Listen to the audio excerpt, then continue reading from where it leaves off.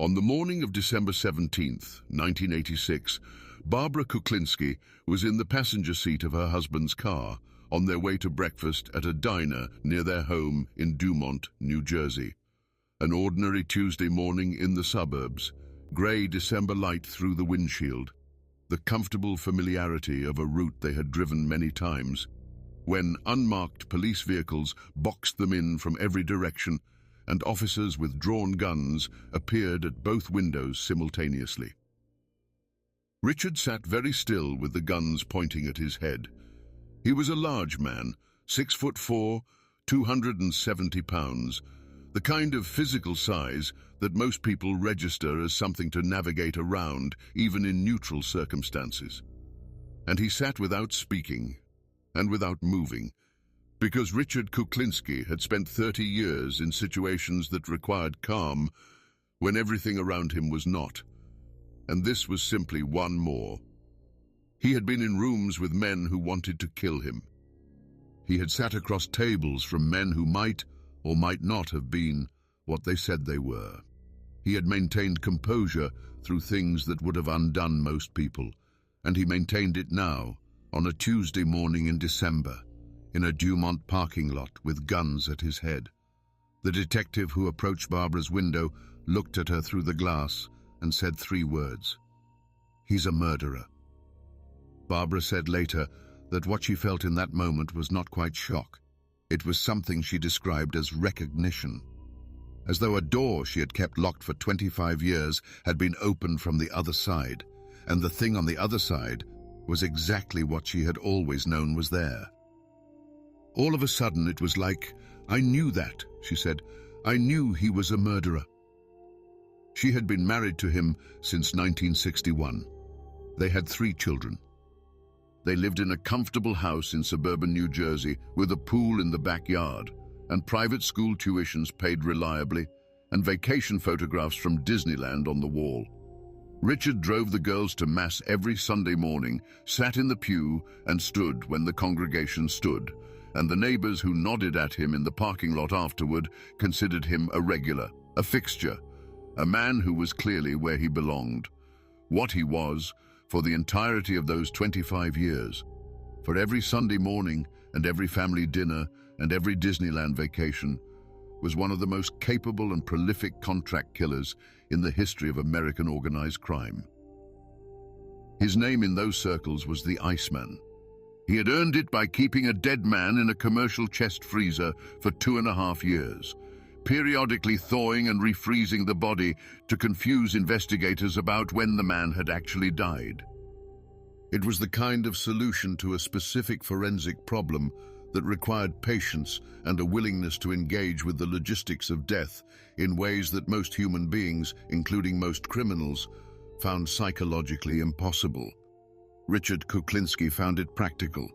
The victims that investigators were able to connect to Richard Kuklinski with sufficient evidence to prosecute numbered 5, which represents perhaps a 10th or a 20th of the actual total. A ratio that reflects not carelessness on Kuklinski's part, but rather the specific difficulty of building cases around deaths that had been designed to look like something other than what they were. George Maliband came to Kuklinski in 1980 to discuss a videotape deal. The specific details of the deal are less significant than the outcome, which was that Maliband brought a large amount of cash to the meeting and did not leave with it. His body was eventually found stuffed into a barrel, which was one of several disposal methods that Kuklinski used when concealment in a body of water was not practical. He had been shot. Louis Masgay, as previously noted, was the man whose body spent over 2 years in the freezer. He too had come with a business proposition and cash. He had met Kuklinski to negotiate the purchase of blank videotapes, which Kuklinski was involved in distributing, and had brought $40,000 in cash as a demonstration of his seriousness about the transaction. Kuklinski killed him and took the money and put the body in the freezer, where it stayed for 26 months, while Masgay's family and associates reported him missing and looked for him and eventually concluded that he was gone in a permanent and not voluntary way. When his partially decomposed remains were finally discovered, the ice crystals in the tissue told the medical examiner that this death was not what it appeared to be, which was how the investigation that eventually led to Kuklinski began to take shape. Gary Smith was a member of a burglary ring that Kuklinski ran in addition to his contract work. He was a complication. Someone who knew enough about Kuklinski's operations to be dangerous if he decided for any reason to start talking to investigators. Kuklinski resolved the complication by poisoning him with cyanide and then strangling him, apparently to be certain, and leaving the body under the bed in a motel room in Hasbrook Heights, New Jersey. The body was found under the bed, which is the kind of discovery that produces very specific responses in the people who make it, and the investigation that followed connected Smith to Kuklinski through the burglary ring. Daniel Deppner was another member of the same burglary ring who had also become a liability for similar reasons. He was also poisoned. His body was found in 1983 on a road in Sussex County, New Jersey, where it had been deposited after death. He had been killed with cyanide, the same method as Smith, which was consistent with Kuklinski's preference and with the practical logic of using a method you had developed competence with. Paul Hoffman had tried to negotiate a business deal involving a pharmacy he owned and had made the same mistake that Maliband and Mazgai had made before him. He arrived at the meeting in a state of optimism about the outcome that the situation did not warrant.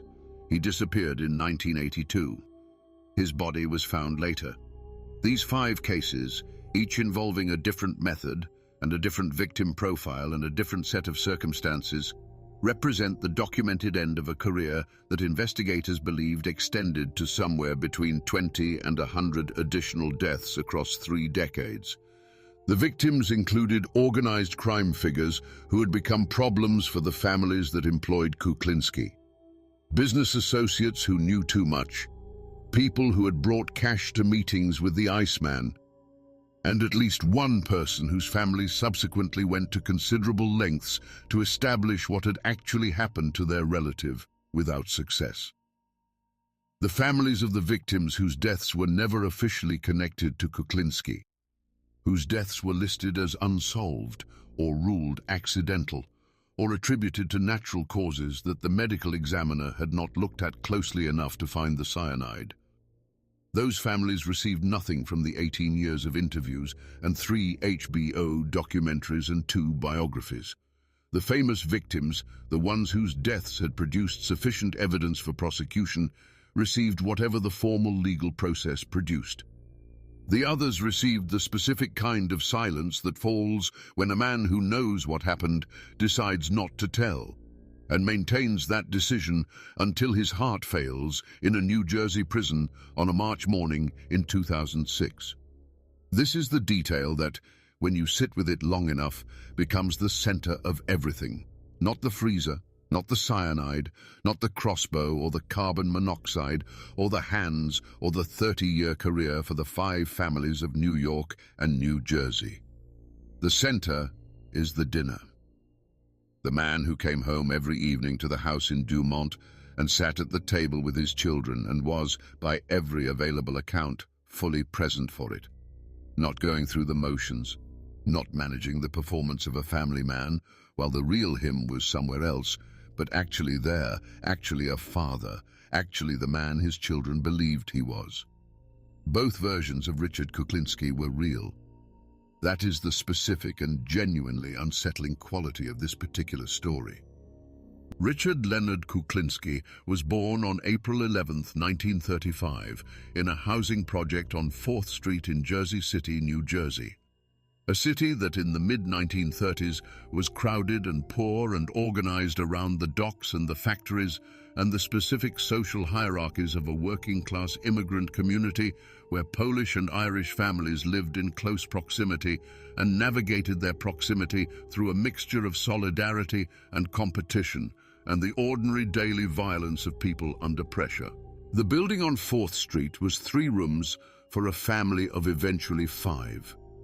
His father, Stanley Kuklinski, was a Polish immigrant who had come to America with whatever ambitions people bring when they cross an ocean, and who had found himself years later working on the railroad and drinking heavily and doing neither particularly well. He was a large man with hands that were used to physical labor, and when he drank past a certain point, he used those hands on his family with the regularity and lack of ceremony of a man performing a chore, not in explosive outbursts, but in a sustained, predictable pattern of daily violence that the household organized its life around. You did not make noise when Stanley was drinking. You did not make eye contact when Stanley was drinking past a certain point. You learned to read the stages of his mood from the quality of the silence in the apartment, and you positioned yourself accordingly. His mother, Anna, Irish-American, devoutly Catholic, a woman who wore her religion the way some people wear armor, was also violent with the children, though her methods were different from Stanley's in ways that Richard would describe decades later with the flat specificity of someone who has spent a great deal of time organizing the memories of childhood around the details of who hit whom and with what. She beat them with broomsticks. She beat them for infractions that were sometimes real and sometimes invented, in the way of parents who have transferred their own pain into the currency of their children's behavior, and who are in some sense always punishing something older than whatever the child has done today. Richard had an older brother named Florian. In 1940, when Richard was 5 years old, Florian died. The official explanation that Stanley required the family to give to anyone who asked was that Florian had fallen down the stairs. The actual explanation, established by investigators who examined the case decades later, was that Stanley had beaten the boy to death in one of the drinking and violence episodes that defined the household's evenings, and had then stood in the apartment and looked at his remaining wife and children and made clear, without needing to say it explicitly, that the appropriate response to what had just happened was to say he fell down the stairs.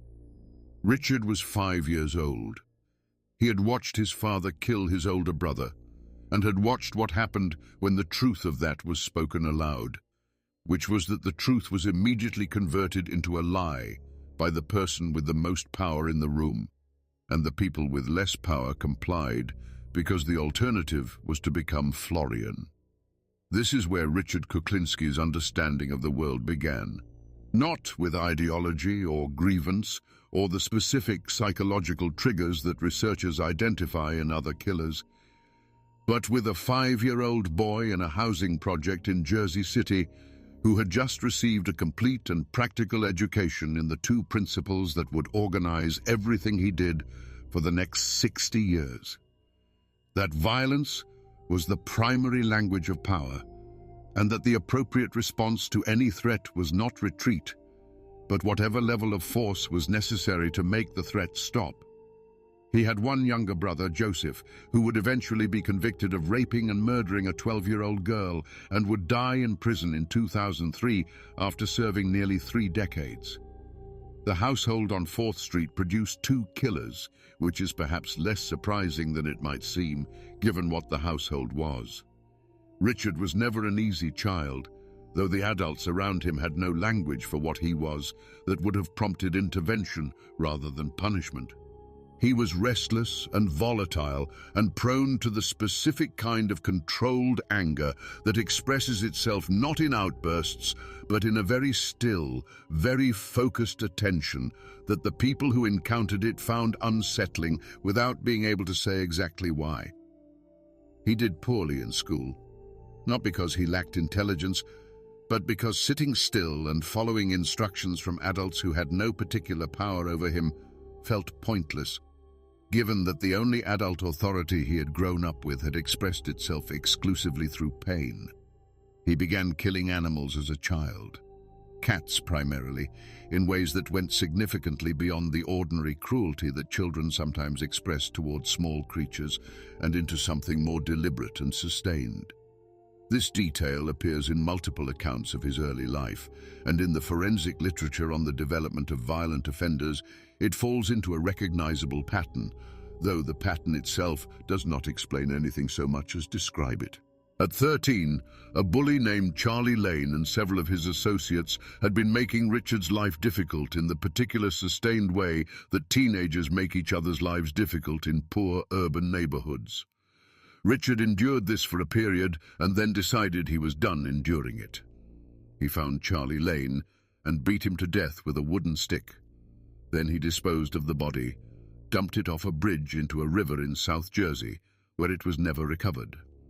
Then he found the associates and beat them with a metal rod, badly enough to make the message clear without killing anyone additional, which showed a degree of tactical thinking about the distinction between what was necessary and what was not, that was. Given that he was 13, fairly remarkable. He was not arrested, he was not identified.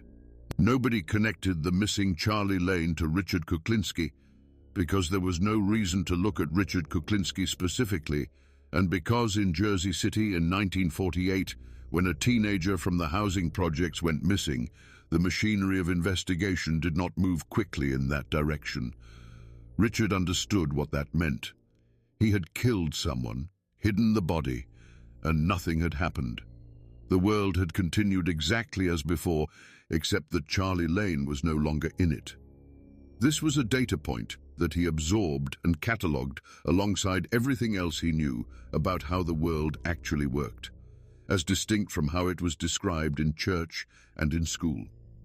He made his first contact with organized crime in the early 1950s through the mechanism that the mob has always used to identify talent from poor neighborhoods. He was noticed. What was noticed was not his intelligence, though he had it. It was not his organizational thinking or his understanding of criminal enterprise as a long-term business. What was noticed was that Richard Kuklinski, at 18, could walk up to a stranger on a New York sidewalk and kill him, and come back afterward and demonstrate no visible emotional response to having done so. This was the audition. Find someone you don't know, kill them, come back. And Richard passed it without apparent difficulty. Most people, even in the criminal world of 1950s New Jersey, could not do this. Killing a stranger required some form of psychological override, some mechanism for suppressing the recognition of another person's fear and suffering as something that should produce a response. Richard did not appear to require any override. He simply did what was asked and waited to hear what happened next. What happened next was work. Robberies, hijackings, and then the assignments that required someone who would not be found afterward. Debts that needed collecting in ways that discouraged future non-payment. Witnesses who had become inconvenient. Rivals whose continued existence had grown into a genuine problem. He worked for the DeCavalcante crime family based in Newark, and through them developed connections to all 5 of the New York families. He worked independently for multiple clients simultaneously, which was unusual. Most mob associates had a single affiliation, and which reflected both his capabilities and the fact that he was useful enough that multiple families were willing to share him. He charged between $40,000 and $250,000 per contract, depending on the complexity and the risk profile. He filed taxes on income from his wholesale distribution business, which was real enough to generate paperwork and provide a plausible explanation for the house and the cars and the school tuitions. He was, by the standards of his profession, extraordinarily careful, not in the way that careful people avoid getting caught, but in the way that craftsmen are careful about their work, because the quality of the work was the thing that sustained the career. His preferred method, when the situation gave him latitude, was cyanide. He had developed a relationship with a chemist who supplied him with the compound in usable quantities, and he had spent considerable time learning its properties, dosages, delivery mechanisms, the physiological effects at various concentrations, the difference between an amount that looked like a heart attack and an amount that the medical examiner would identify as poisoning. He could introduce it into food or drink with the clinical precision of someone who had studied the chemistry and practiced the application, and the results looked, to all but the most determined investigation, like natural death. He used a crossbow on at least one documented occasion. He used carbon monoxide in an enclosed space. He used conventional firearms when circumstances required, though he considered them inelegant relative to the alternatives. Too loud, too obviously forensic, too much cleanup. He used his hands when everything else felt like more preparation than the situation warranted. The freezing was the method that gave him his nickname, and it is worth understanding what it actually involved. Not as a horror movie detail, but as an engineering problem and its solution. When a body is discovered, one of the first things a medical examiner establishes is the approximate time of death, using body temperature, rigor mortis, lividity, and various other physiological markers that change in predictable ways after death. The time of death matters because it places the victim's last movements in a specific window, which places the people who were with the victim in that window, which is how investigations proceed. If you can make the time of death unknowable, you make the investigation substantially harder. Richard Kuklinski's solution was to kill Louis Masgay, a man who had arrived for a business meeting carrying $40,000 in cash, which made the outcome of the meeting predictable from the moment he walked in, and then placed the body in a commercial chest freezer.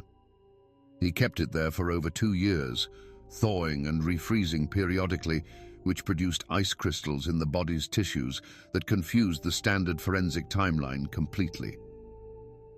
When investigators finally examined Masgay's remains, 15 months after his disappearance, they found a body that appeared to have been frozen and unfrozen multiple times. The ice crystals were the tell. The tell was also what named the man who had put them there. Between the ice crystals and the cyanide and the crossbow and the use of carbon monoxide and the 30-year operational career, what emerges is a picture not of a man who killed in frenzies of violence, but of a man who approached each problem methodically and solved it with whatever tool was best suited to the specific requirements. He was, in this sense, genuinely professional. Someone for whom the work had a craft dimension, someone who thought about what he was doing in terms of quality and execution and the maintenance of the reputation that sustained the client relationships. He was also a man who drove his daughters to church every Sunday morning and came home every evening for dinner. What his actual working days looked like, the ones between the Sunday mornings and the dinners, when the children were in school and Barbara was managing the house, was not comprehensively documented in any surveillance record, and was described only partially in the prison interviews. He drove to meetings in New Jersey and New York, sometimes in industrial areas, sometimes in diners, sometimes in parking lots that had been chosen because they were unlikely to have cameras, and because parking lots in general are places where two cars can sit adjacent without anyone remarking on it. He maintained a storage facility. He had suppliers and clients and people in between who served as intermediaries, which was how the organized crime network he worked within managed its internal communications, through layers of distance that made any single connection difficult to trace. Between contracts, he ran other operations: the videotape distribution business, the burglary ring, the various schemes that filled the time and generated income and kept him in the routine of purposeful daily activity. He was not a man who did well with nothing to do. His temperament required occupation, which may be one of the reasons the double life worked as well as it did. There was always something to do on both sides of it. He came home. He ate dinner. He watched television. He helped with homework when the children needed it. He took Barbara to restaurants when his mood allowed for it, and he was, on those evenings, the man she had hoped she had married. Attentive, generous, the man whose capacity for warmth was real, even if everything else about him was also real. He went to Mass on Sunday. Jersey City, in the years when Richard Kuklinski was growing up, was a particular kind of American place. Dense and loud and organized around the hierarchies of physical labor and the social networks of immigrant communities. A city where the official economy and the unofficial economy operated in close parallel, and where the men who navigated both were the ones who had figured out how the actual world, as distinct from the described world, functioned. The organized crime families of New Jersey had deep structural roots in communities like Richard's.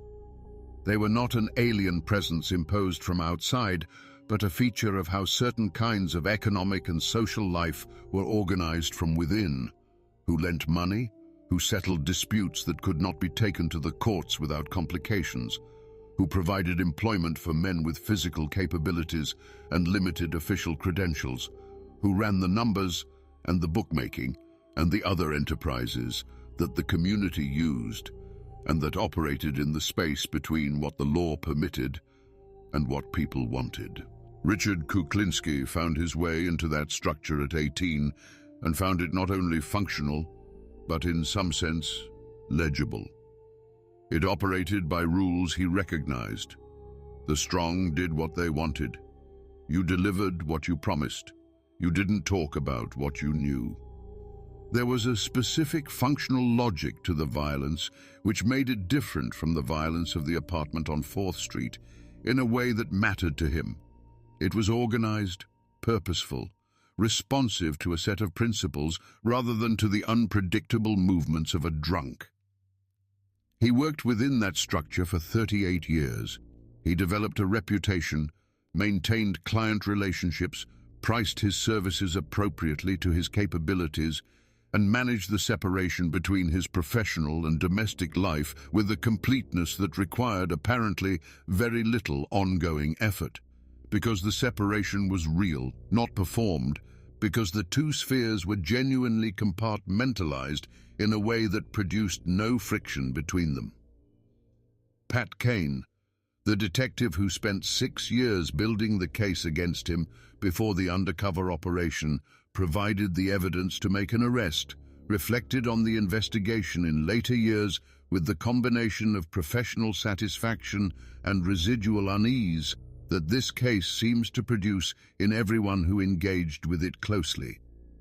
He had known for years before the arrest that the person responsible for the deaths he was investigating was capable and methodical, and had been doing this for a very long time.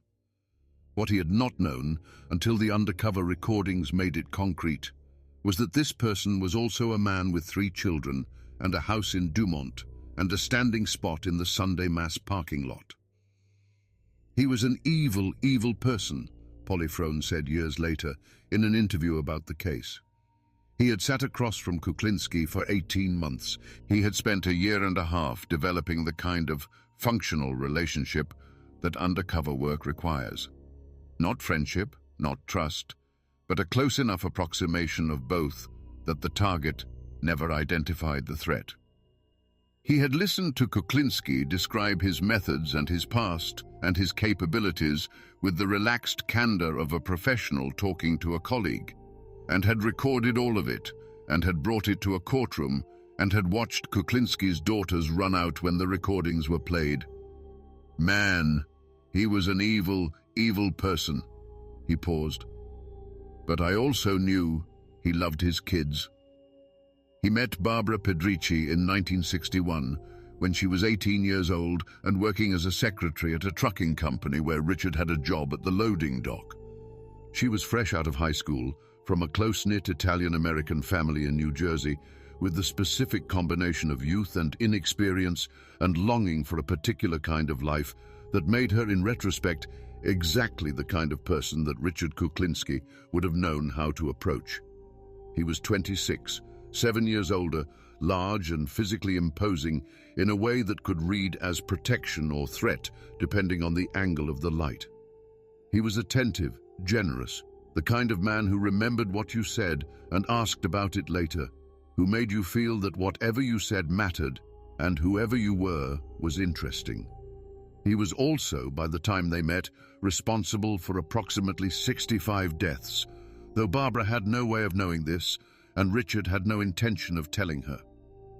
She would say years later that she married him under duress, that he had made clear in the specific way that men like Richard Kuklinski make things clear without ever saying them explicitly, that declining was not something she could do safely. That refusal would have consequences for her and for her family. She had hoped, she said, that the man she sometimes saw, the generous version, the warm version, the man who could be genuinely funny and genuinely kind when his mood was right, was the real one, and that the frightening version would moderate over time, and that she could be the thing that changed him. I thought I could change him, but he was a jealous, jealous man, she said. I knew if I tried to escape, he would hunt me down and tear me limb from limb. She stayed. They had 3 children, a daughter named Merrick, a daughter named Kristin, and a son named Dwayne. They moved as Richard's income from his various professional activities allowed, from the modest circumstances of their early years to the comfortable house in Dumont, a suburban community in Bergen County, New Jersey, with a good school district and tree-lined streets, and the specific quality of safety that suburban families in the 1960s and 1970s understood as the point of being in a suburb. The house had a pool in the backyard. Richard had it put in when the children were young because he wanted them to have it, the way men who grew up without things want their children to have those things. The children attended private schools. The family took vacations to Disneyland, which Richard organized and paid for with the focused attention of a man who understood that these were the experiences that would define his children's memories of their father. He was an usher at Sunday Mass, a volunteer role in the parish, one of the men who walked the aisles during collection and managed the orderly flow of communion, a person who was by definition visible to the congregation and to the priest and to everyone who walked through the doors on Sunday morning. He was also regularly and without apparent difficulty violent with Barbara and at times with the children. This violence was of a piece with the household on 4th Street, not random or explosive in the way that strangers sometimes imagine domestic violence to be, but the kind that has a pattern, that the people living with it learn to read and navigate, that expresses the same fundamental relationship to power and control that had been modeled for Richard Kuklinski since he was old enough to understand what was happening around him. Barbara learned what kinds of days were more dangerous and what kinds were less. The children learned to read his mood from the quality of the silence when he came home. The neighbors saw the pool and the private school pickups and the large, affable man who waved from his driveway and helped when anyone needed a hand with something heavy.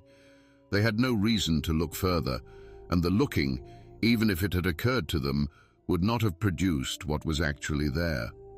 What was actually there was not visible from the outside of the house in Dumont. The Richard who drove the girls to Mass and the Richard who kept Louis Masquet in a freezer were not different people who shared a body. They were the same person, operating in different contexts with the same underlying set of values, which were that the people who mattered to him were worth taking care of, and the people who didn't were worth whatever price the client was paying. The compartmentalization was real, but it was not the compartmentalization of a man performing a false life over a true one. Both lives were true. Both versions of him were authentic. That is the specific horror of it.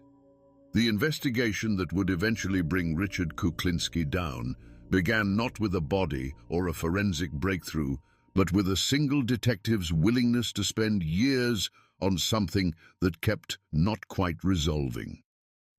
New Jersey State Police Detective Pat Kane started working what would become the Kuklinski case in the early 1980s, when a pattern began to emerge across a series of deaths and disappearances in New Jersey that shared certain qualities: the victim profiles, the methods, the specific forensic signatures that suggested someone with unusual capability. Several of the victims were people who had been involved in criminal activity of one kind or another, which meant that the investigation had to proceed with a particular delicacy, since the witnesses who might have information were people who had strong professional reasons not to share it. Several of the bodies had been disposed of in ways that made establishing basic facts difficult. One had been in a freezer, one had been found in a barrel, one had been burned. Kane spent 6 years building a case before the investigation produced enough to move on. 6 years. During that period, the Kuklinski family attended Mass every Sunday, the children went to private school, and Barbara cooked dinner every evening and tried to read Richard's mood from the quality of the silence when he came through the door. Nobody in Dumont, New Jersey, had any reason to connect the large, affable man with the pool in his backyard to whatever Detective Kane was working on. The breakthrough came through Phil Solomon, who ran a store in northern New Jersey and who was, by his own description, the closest thing Richard Kuklinski had to a genuine friend. Solomon knew what Richard was. He knew because he had seen enough over the years to make not knowing impossible. When the ATF approached him and offered him an arrangement, Solomon made a calculation about his own future and agreed to cooperate. He introduced Richard to an undercover ATF agent named Dominic Polifrone, presenting him as a fellow criminal with serious connections and a need for services that Richard could provide. Polifrone's cover identity was a man named Dominic Provenzano, a drug-dealing career criminal who moved in the same world that Richard moved in and who understood its protocols and could speak its language convincingly. Creating and sustaining that cover required Polifrone to spend 18 months in the company of a man who had killed, by conservative estimates, somewhere between 20 and 100 people, and to maintain the complete credibility of his false identity throughout.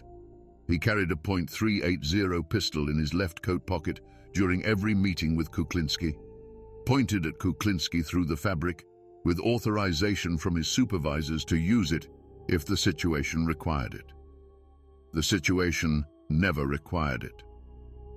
Kuklinski, who was a man with very good instincts about other people's intentions, who had survived and prospered in a world where bad instincts had a fatal downside, never identified Polifrone as anything other than what he presented himself as. Over 18 months, Polifrone built a documented record of their interactions through recordings and surveillance.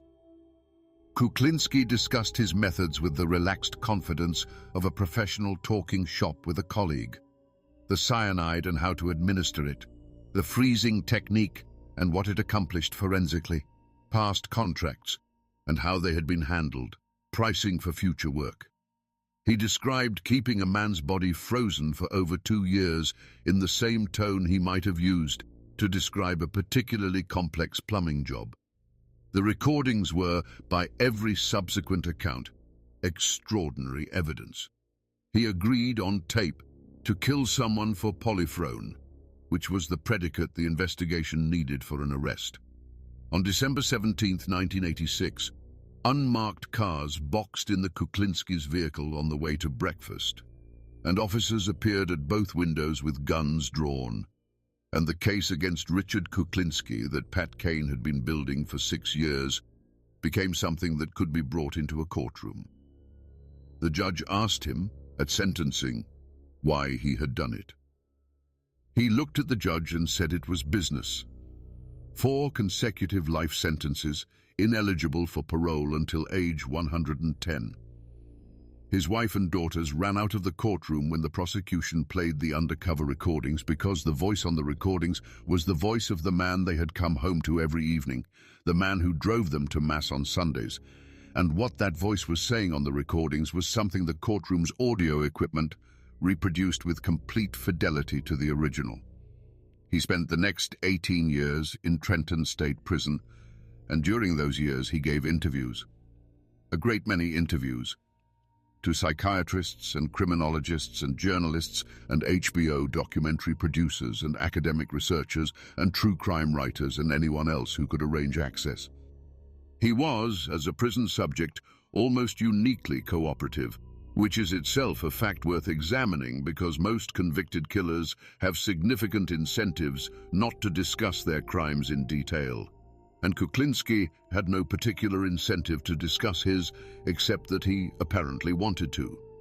The interviews produced 3 HBO documentaries, 2 biographies, and a substantial academic literature on psychopathy that cited him repeatedly.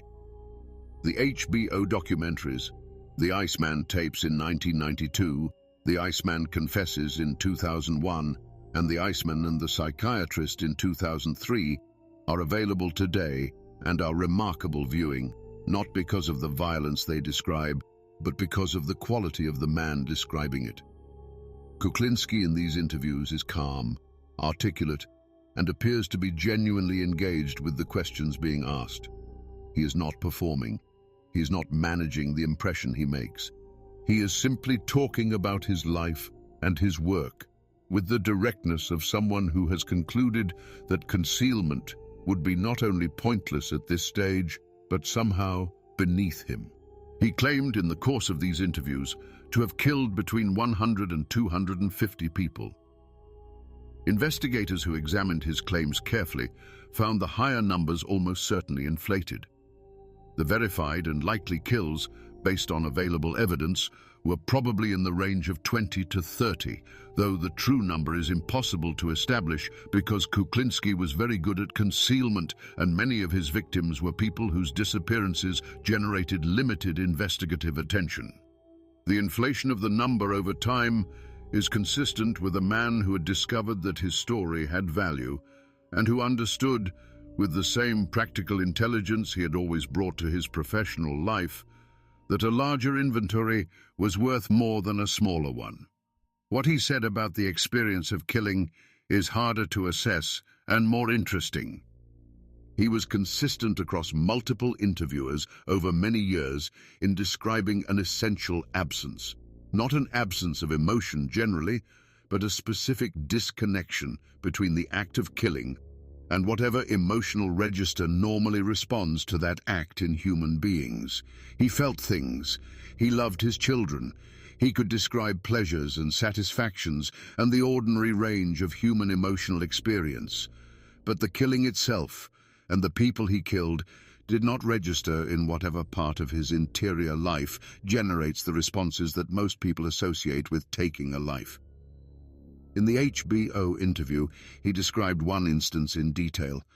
He had a man bound and begging for his life. He said, "Please God and all over the place," was how he put it, and had told the man he could have 30 minutes to pray, and if God came down and changed the circumstances in that time, the man would live.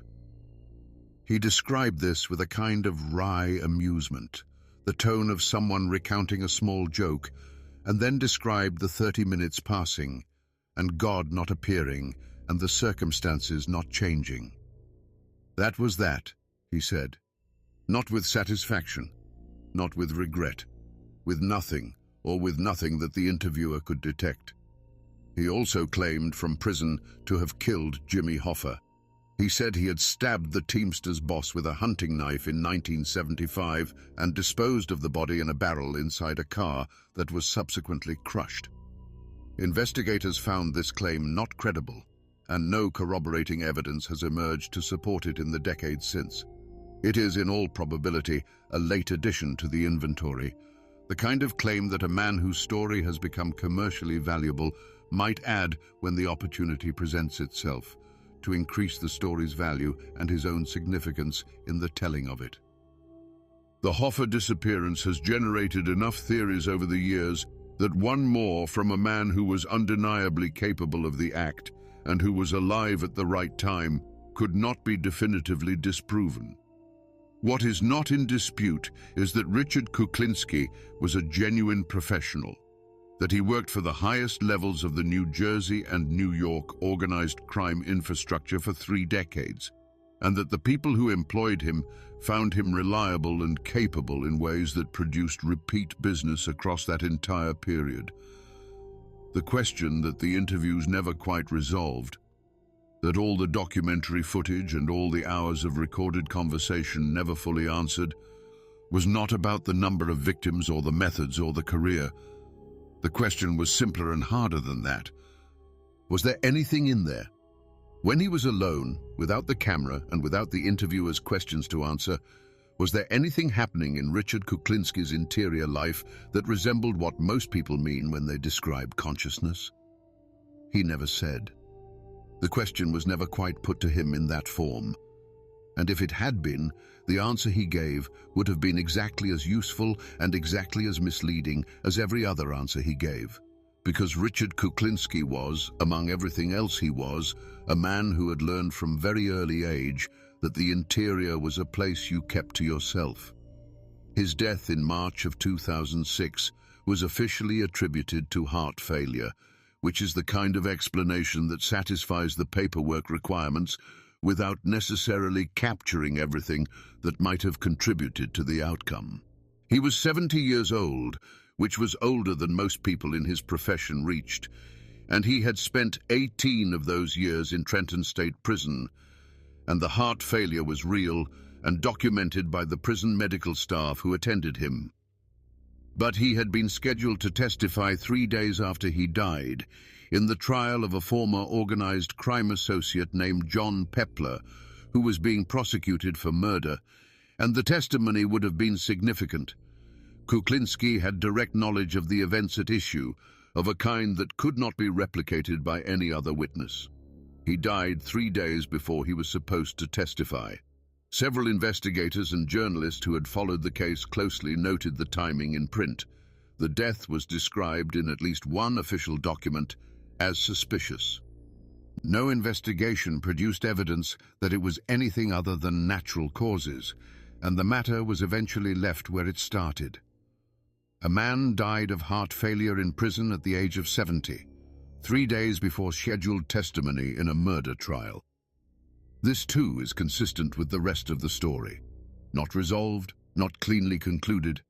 The loose ends remaining loose because the person who could have tied them together is no longer available to be asked. Barbara divorced him in 1993 while he was serving his sentences after 32 years of a marriage she described, in the book she eventually wrote, as a sustained experience of fear that occasionally contained real warmth. She described the Richard who took the girls to Disneyland and the Richard who put her in fear for her life as the same person, which was the difficult truth of it, and she described her own response to the arrest.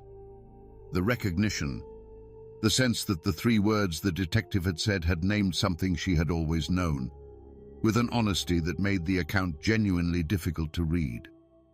The children processed the arrest and the trial and the subsequent celebrity of their father's name in the ways that children of convicted killers process such things, which is to say, imperfectly and over many years, with the specific weight of a history that doesn't resolve into any available category, and that follows you in ways you don't always anticipate.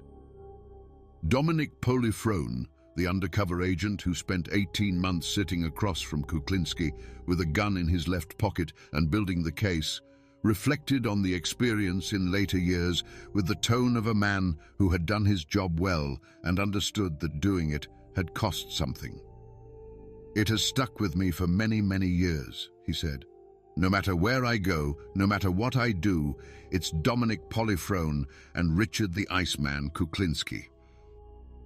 He never quite left the case behind, which is perhaps what you would expect from a man who spent 1.5 years developing a relationship with someone who could have killed him, who was authorized to kill him, who had killed everyone else Polifrone knew him to have been in a room with.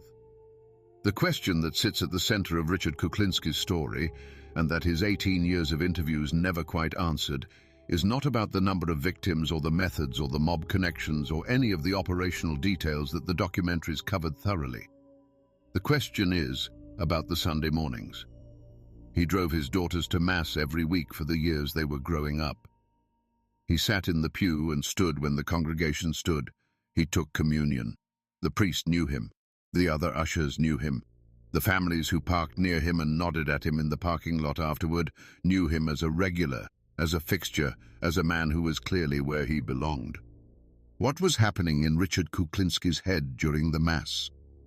not as a theological question, whether he believed, whether the rituals meant anything to him, whether the specific content of the Catholic liturgy reached whatever was inside him.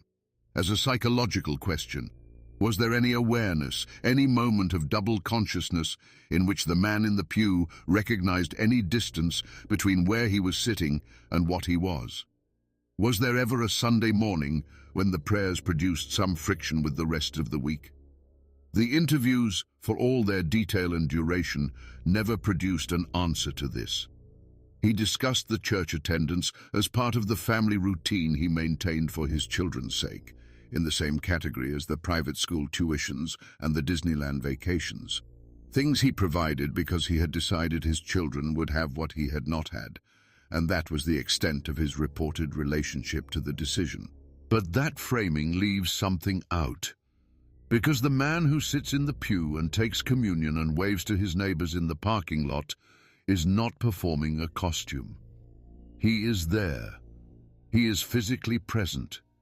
He is, by the operational definition of church attendance, a member of this community, a participant in this practice, a person who belongs to this particular human arrangement, and he is also, simultaneously, the man who kept Louis Masquet in a freezer for 2.5 years.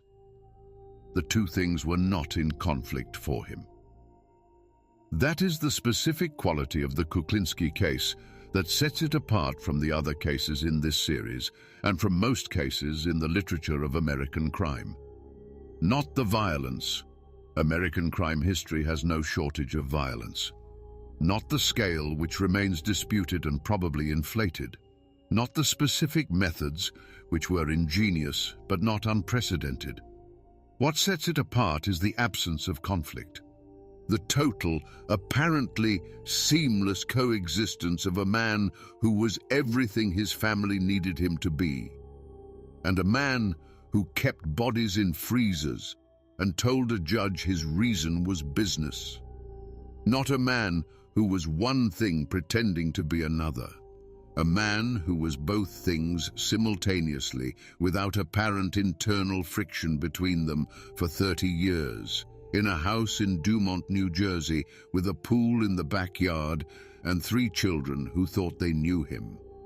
Richard Kuklinski was a good father in many of the practical ways that matter to children growing up. He was there. He provided. He drove them to Mass and took them to Disneyland and paid the tuitions and came home for dinner. He loved them as best he could, in whatever way was available to a man whose emotional architecture had been assembled in the specific circumstances of the apartment on 4th Street and the projects of Jersey City. The love was real. The family was real. The Sunday mornings were real, and also the cyanide was real. The freezer was real. The 30 years of contract work for the 5 families of New York and New Jersey were real. The $40,000 he took from Louis Masquet after he killed him were real. The judge's question and the 4 consecutive life sentences were real. Both versions of Richard Kuklinski were real. Both were the man. Neither was the mask over the other. That is what stays with you after you've read everything there is to read about this case, watched the documentaries, studied the trial transcripts, and listened to every hour of interview footage that exists. Not the freezer, not the cyanide, the Sunday mornings. The Iceman sat in the pew every week. He took communion from the same priest who gave communion to his neighbors. He nodded at those neighbors in the parking lot and drove his daughters home for lunch. And God, as he once told a man who was praying for his life, never showed up to change the circumstances.